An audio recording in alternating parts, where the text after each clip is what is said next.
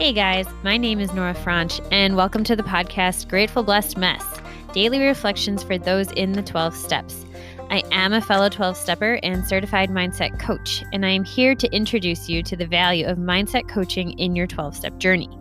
So if you feel like you are stuck in the steps, if you're slipping and sliding with your abstinence, mindset coaching may help you as it did me, and you can find me at catholicmindsetcoaching.com.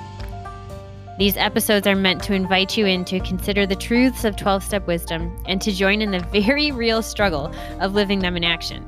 I hope that it feels almost like a mini meeting, and I invite you to contribute your own share on the Grateful Blessedness Facebook group to keep the discussion going. My comments are based on my own experience, so feel free to take what you like and leave the rest. But my hope is to encourage you on your own daily 12-step journey. As they say, you cannot stay clean on yesterday's shower. So without further ado, let's begin.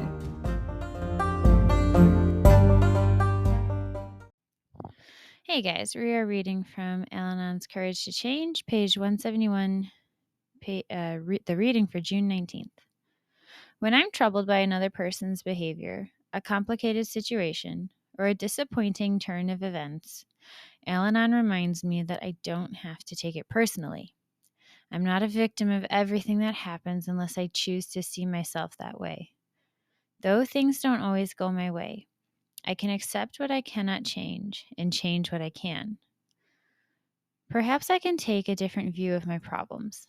If I accept them at face value without taking them personally, I may find that they are not problems at all, only things that have gone as I did not like. This change of attitude can help free me to evaluate the situation realistically and move forward constructively. Today's reminder: blaming my discomfort on outside events can be a way to avoid facing the real cause, my own attitudes. I can see myself as a victim, or I can accept what is happening in my life and take responsibility for my response. I may be guided to take action or to sit still, but when I listen to the guidance of my higher power, I will no longer be the victim to my circumstances. The quote at the end by Henry Ward Beecher: God asks no man whether he will accept life. That is not the choice. You must take it. The only choice is how. All right. This is a culture shock for most of us, I think. It is really challenging to not see ourselves as a victim of circumstance. And it's actually something fundamental to the way that we are made, that we are not victims, that we always have a choice in how we choose to think about a situation and how we choose to respond to a situation. We can actually never be a victim in our mentality unless we have chosen it at some point along the way. There are physical victims, there are real victims of abuse and violence, but even those people can have freedom in their hearts and in their minds in the way that they learn to think and see the things that have occurred. And this is very challenging because there's something, and I speak from my own personal experience, there's something kind of magnetic. It pulls us in to think we're a victim of some hard thing and that there's nothing we can do.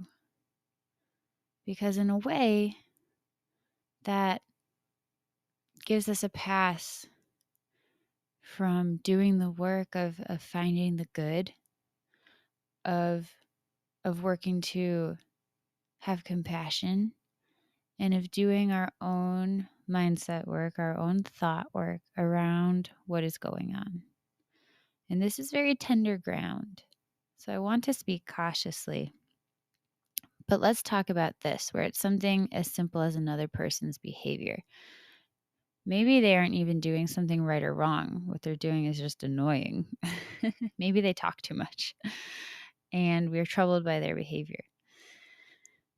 What I want to talk about is the God of my understanding. And so if someone's behavior causes you to lose your peace, deep down, it's because there's some misunderstanding of the experience of being loved by a good God. And so we have these 5 attachment needs that our higher power is supposed to be able to meet and fill. And if I am dependent on another person's behavior to feel okay and to know that things are good, then there's something false that I understand about God. And this is the work I want to do with you and me and the world, is to identify what those misunderstandings are based on the areas in our life that cause us to lose our peace. And it starts with perhaps slipping and sliding in program with our substance of choice. And then it goes to relationships. Where do you struggle? Where do you reject a certain dynamic? Where do you lose your peace and get angry because things should be different than they are? Those are the areas of our lives where we have not yet had that spiritual awakening, that psychic change that the big book talks about, that allows us to let our higher power into every situation. And it's an area of beautiful recognition and growth. This is like new soil to till. It's fresh. This is an opportunity for something new and good in our interior lives. And so if there's an area of your life where somebody is frustrating and you feel like you don't have any help, then that suggests that you have a God who will not help you, who just lets you suffer and struggle. Then, if you have another relationship where you're just waiting for criticism all the time, then you believe that you have a critical God who's just waiting for you to mess up. And if you have another area of your life where you were really hurt and you feel like, where the heck were you, God? Then that part of you has an understanding of God that He does not fight for His children.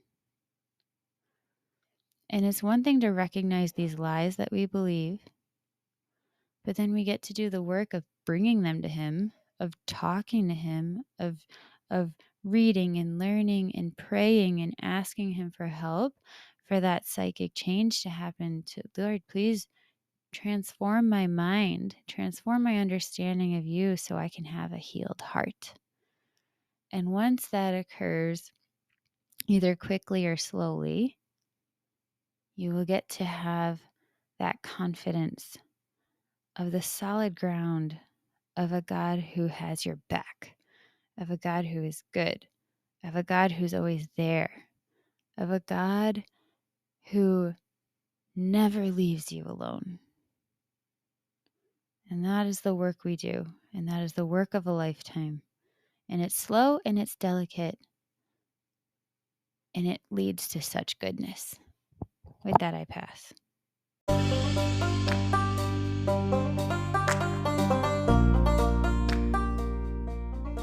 Thank you so much for listening to today's episode. If you feel that mindset coaching could help you on your 12-step journey, please feel free to reach out and find me at catholicmindsetcoaching.com. This is not a replacement for 12-step work. This is something outside of the 12 steps. It is simply something that has a heart for the 12 steps and those who are in it. And so, welcome. If you are here, chances are you may also be a bit of a mess, and I hope that you can learn to find some gratitude in the blessings that have come from your messes.